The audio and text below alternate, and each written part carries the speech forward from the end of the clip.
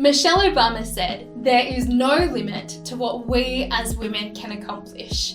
What a hopeful and empowering statement to consider. For girls navigating womanhood in 2020, it can be challenging to sift through the noise and decide who they want to be in a culture that bombards them with messages about who they should be. My name is Hannah and I'm from SMG Life Matters. One of the things we do is run workshops with young people, encouraging them to understand their value and equipping them with practical tools to navigate their journey to adulthood.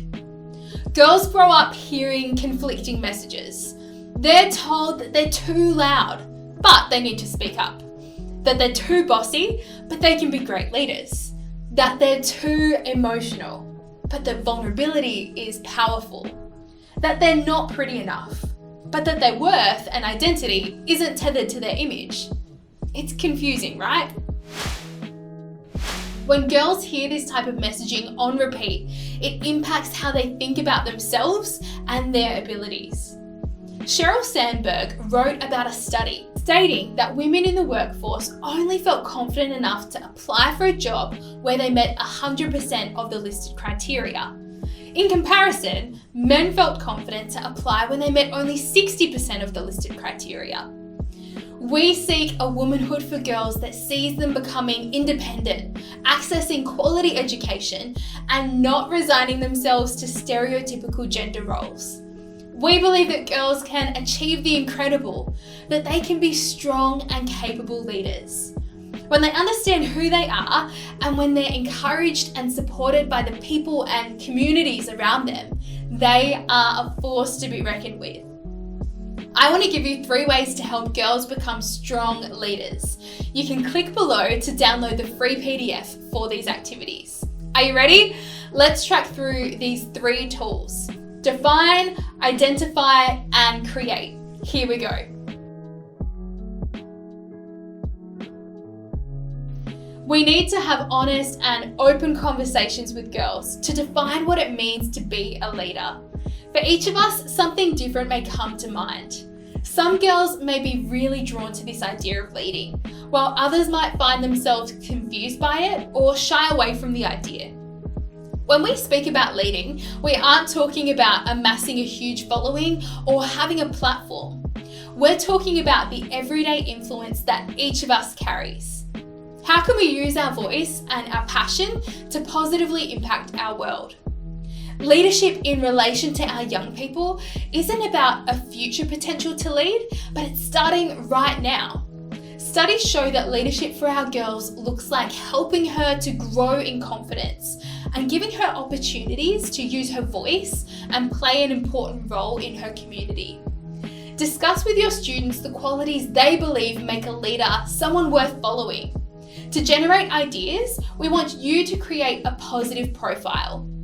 Your students will do some research and answer a series of questions to see what they can learn about leadership from the examples around them.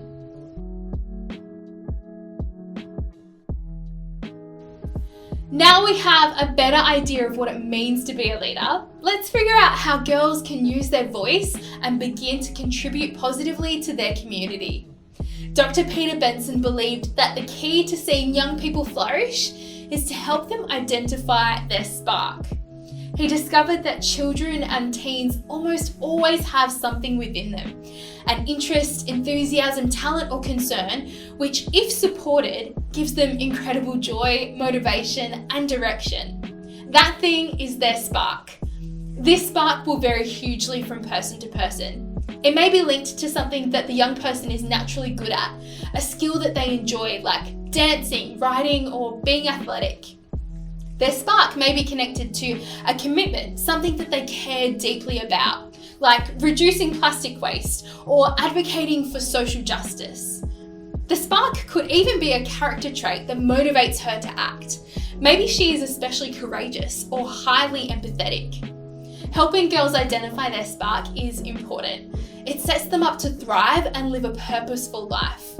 We've included a worksheet to help girls identify what their spark might be.